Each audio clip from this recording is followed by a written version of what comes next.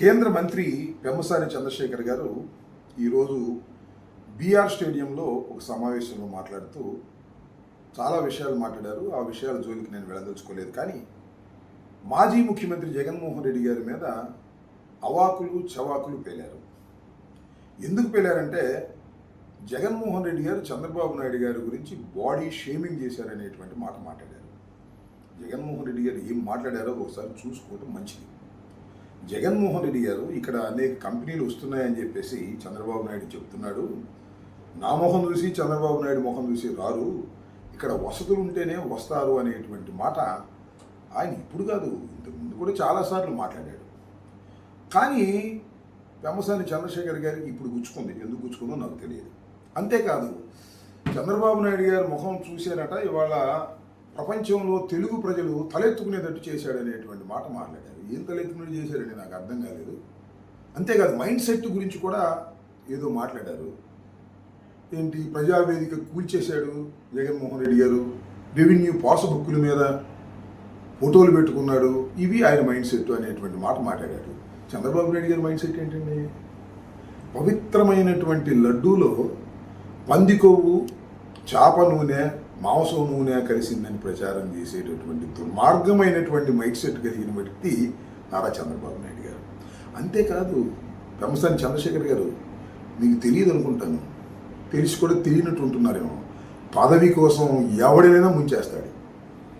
నారా చంద్రబాబు నాయుడు గారు పదవి కోసం ఎన్టీ రామారావుకు వెన్నుపోటు పొడిచాడు, ఆయన తోలెలుడికి వెన్నుపోటు పొడిచాడు, ఆయన బంధువులకు వెన్నుపోటు పొడిచాడు, చివరికి సొంత తమ్ముణ్ణి కూడా వెన్నుపోటు పొడిచినటువంటి మహా మైండ్ సెట్ కలిగినటువంటి వ్యక్తి నారా చంద్రబాబు నాయుడు గారు. ఎందుకంటే మీరు జూనియర్ కాబట్టి మీకు అన్నీ తెలియవు. దాంతోపాటు ఇంకా చాలా మాట్లాడారు మీరు.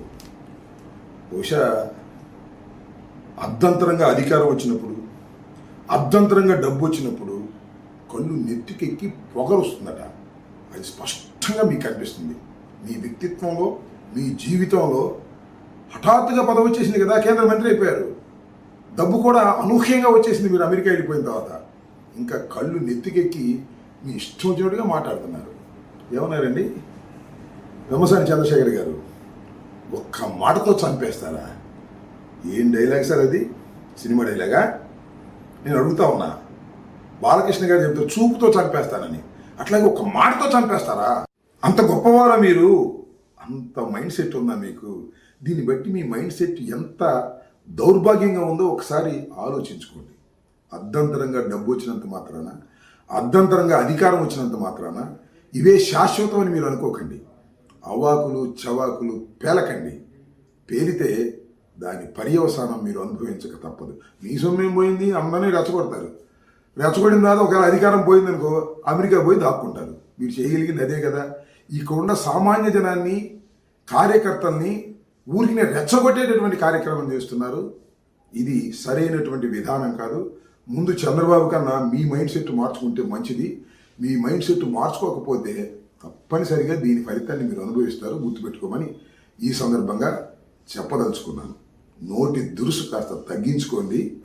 ఏమైనా ఉంటే పనులు చేయండి రాష్ట్రానికి తప్ప ఇలాంటి అడ్డగోలు మాటలు మాట్లాడేటటువంటి ప్రయత్నం మాత్రం దయచేసి చేయవద్దని ఈ సందర్భంగా చెప్పదలుచుకున్నాను. పద్మనాభం గారి యొక్క ఆశీస్సులు తీసుకొని వారికి నా ధన్యవాదాలు చెప్పాలనే ఉద్దేశంతో ఒక విశిష్టత కలిగిన, ఒక పట్టుదల కలిగిన వ్యక్తి ముద్రగడ పద్మనాభం గారు. ఆయన ఈ మధ్యన ముద్రగడ పద్మనాభం గారిగా కాకుండా ముద్రగడ పద్మనాభ రెడ్డిగా మార్చుకున్నారు. అది కూడా ఎవరి వల్ల కాదు. నేను హృదయపూర్వకంగా చెప్తున్నాను.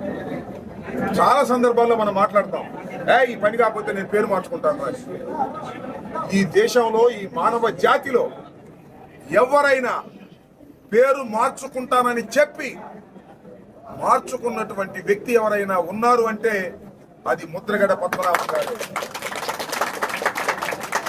చాలా మంది అంటున్నారు ముద్రగడ పద్మనాభం, చాలా మంది అంటున్నారు ఆయన పేరు మార్చుకున్నాడు కానీ పట్టుదల కోసం మార్చుకున్నాడు, ఇచ్చిన మాట కోసం మార్చుకున్నాడు.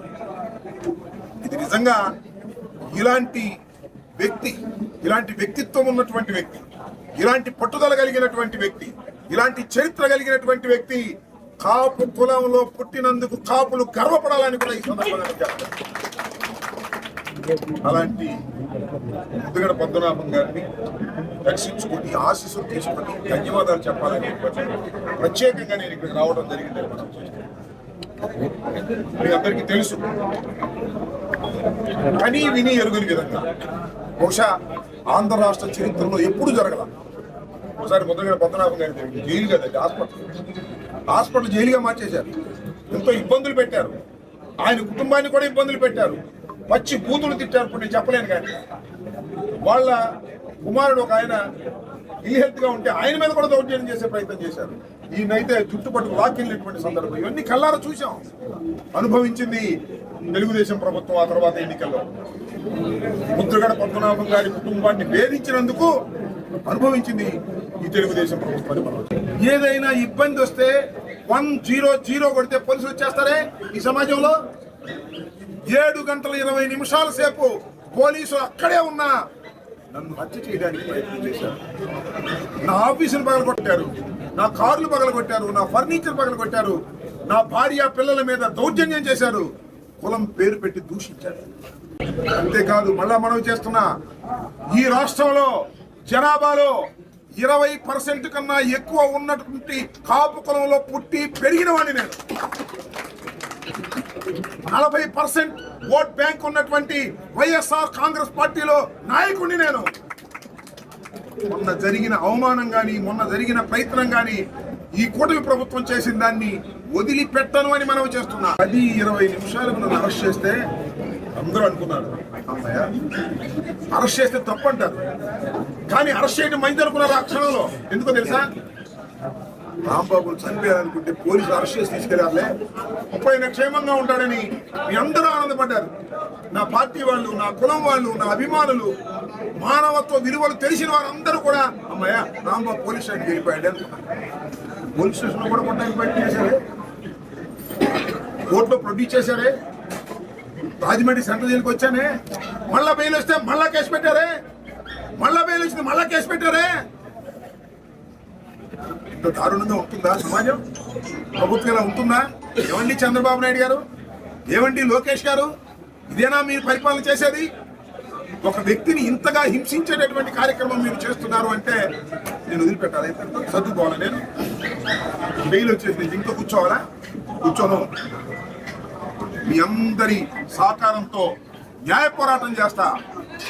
నన్ను హింసించడానికి ప్రయత్నం చేసిన ఆ సిఐ ఇద్దరు కూడా నిజంగా ధర్మం అయితే సస్పెండ్ చేయాలి, ఇమీడియట్ గా సస్పెండ్ చేయాలి. నేను ఇన్నిసార్లు చెప్పాను కదా, నన్ను కొట్టడానికి ప్రయత్నం చేసామని. ఏ పోలీస్ ఆఫీసర్ అయినా అబద్ధం అని చెప్పాడు, ఏ తెలుగుదేశం అనేది అబద్ధం అని చెప్పాడా? చెప్పలేకపోయాడు, ఎందుకంటే అది నిజం కాబట్టి. ఇంతవరకు చెప్ప ఖండన లేదు. అంబటి రాంబాబుని తీసుకెళ్లి కొట్టిన మాట ఒట్టిది అని చెప్పే ధైర్యమే లేదు. ఎన్ని రోజులు అయింది వాడికి? 2 నెలలు పూర్తిగా.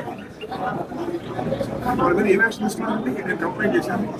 వాళ్ళిద్దరు సస్పెండ్ చేసి విచారణ చేయగలరా? చేయరు, ఎందుకంటే వాళ్ళు మీ పార్టీ వాళ్ళు. చేయలేదు సరే మీ పార్టీ వాళ్ళు. అలా కాపాడతారా? ఇది ధర్మమేనా? న్యాయమేనా? ఇవాళ నాకు జరిగింది, రేపు ఇంకోటి జరిగింది. ఎవరికి జరగని విధంగా ఇంకా ఎవరికైనా చెయ్యాలంటే భయపడే విధంగా ఈ చంద్రబాబు లోకేష్ కి గుణపాఠం నేర్పాల్సిన బాధ్యత లేదు నాకు. మీ అందరి సహకారం.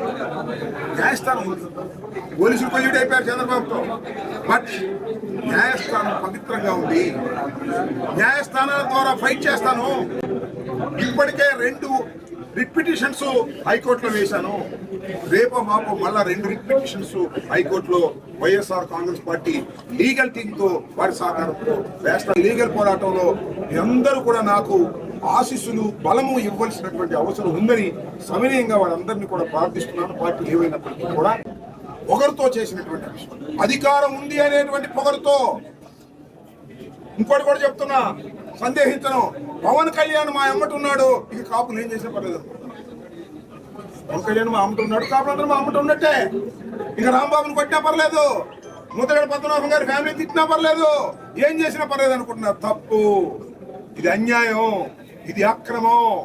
ఈ అన్యాయాన్ని, అక్రమాన్ని నా పార్టీ, నా కులము కలిసి ఎదుర్కోవడానికి మేము సిద్ధంగా ఉన్నాము అని కూడా ఈ సందర్భంగా నేను మనవి చేస్తున్నాను. దానికి మీ అందరి సహకారం కావాలని వినయపూర్వకంగా కోరుకుంటున్నాను. ఇచ్చాను మీ అందరికీ చాలా వైరల్ అయిపోయిందండి, మామూలుగా కాదు సార్. అర్థమైంది, మీ అందరూ కేరింతలు పెట్టారు. కొందరికి అర్థమయ్యి వాళ్ళు మళ్ళీ ఇంకో కేసు పెట్టారు.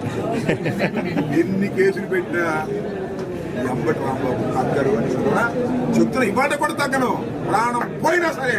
మీరు చేసింది అన్యాయం, మీరు చేసింది అక్రమం, మీరు చేసింది ఘోరం. ఈ అన్యాయానికి, అక్రమానికి, ఘోరానికి మీరు మూల్యం చెల్లించేంత వరకు అంబటి రాంబాబు కంఠంలో ప్రాణం ఉన్నంత వరకు పోరాడుతూనే ఉంటాడు. దానిలో ఏమి సందేహం లేదు. మీరందరి సహకారంతో, పెద్దలు అందరి సహకారంతో పోరాడుతూనే ఉంటాను. మరొక్కసారి పునరుద్ఘాటిస్తాను.